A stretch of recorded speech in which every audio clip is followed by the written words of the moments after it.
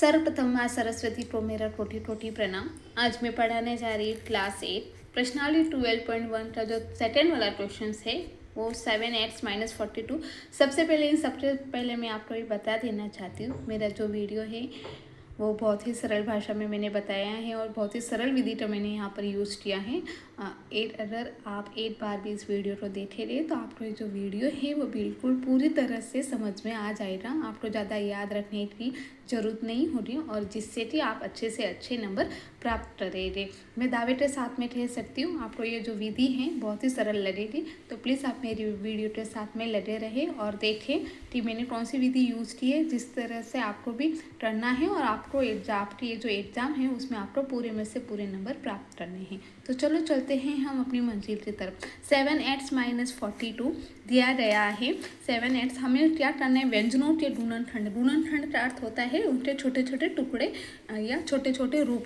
व्यंजनों मतलब दिए गए पद है। इस पिछली जो क्वेश्चंस था उनमें ऐसा नहीं हुआ करता था, कॉमा हुआ करता था, लेकिन इस बार थोड़ा सा हटके प्रश्न है।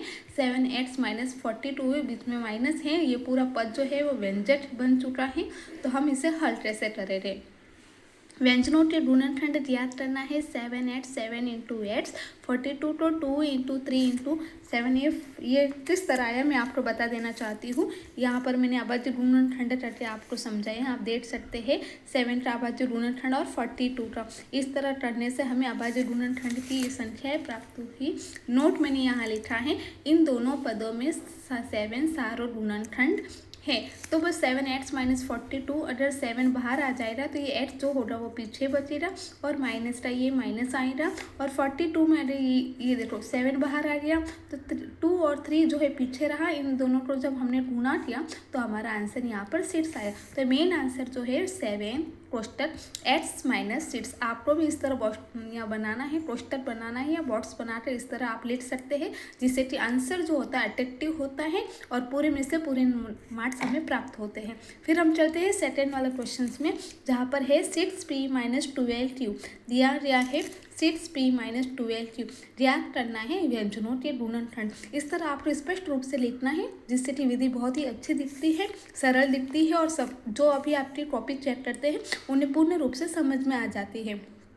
6p तो हमने 6 का अभाज्य गुणनखंड क्या है, मैं आपको इस नोट्स की सहायता से आप बता सकती हूँ कि देख सकती हूँ कि मैं हर अभाज्य गुणनखंड आपको करके बता रही हूँ, क्योंकि बहुत सारे ऐसे बच्चे हैं जिन्हें अभाज्य गुणनखंड में समझ नहीं आता। इस तरह मैं ये एकदम सरल करने के लिए आपको जो आंसर है उसको एकदम सरल रूप देने के लिए मैंने हर एक छोटे से छोटे नोट्स को इम्पोर्टेंट है जो मैंने यहाँ पर आपको बता देना चाहती हूँ, जिससे कि आपको पूर्ण रूप से समझ में आ जाए। तो 6 का जो अभाज्य गुणनखंड है 2 मतलब 2 के टेबल में 6 3 बार, 3 के टेबल में 3 1 बार। तो ये 2 के टेबल में 12 6 बार, 2 के टेबल में 6 3 बार। तो इस तरह मैंने अभाज्य गुणनखंड किया जिससे हमें ये संख्या प्राप्त हुई। तो फिर मैंने यहाँ पर उन्हें लिख दिया है 7 × a स्क्वायर, इसलिए a को 2 बार। 14 का जो है था, सॉरी ये हमारी इस तरफ था, तो 2 × 3 × p और 12 का जो अभाज्य गुणनखंड प्राप्त हुआ ये इस तरह है। सारो गुणनखंड फिर हमें प्राप्त हुआ वो 6, तो कुछ नहीं करना, ये जो देखो 6 है हमने उसको बाहर लिख दिया।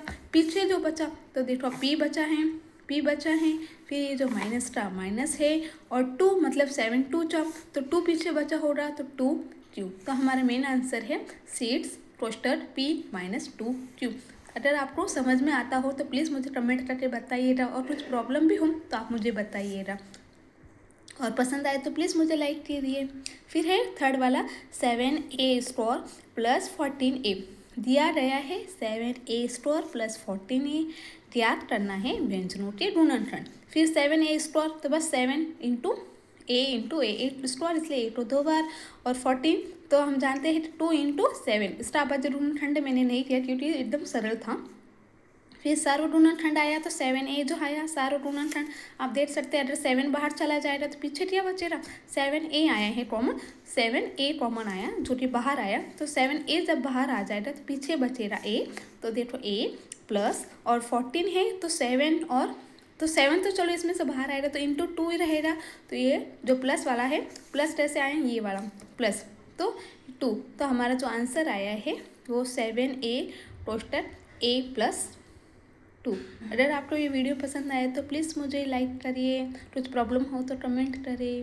Okay, thank you.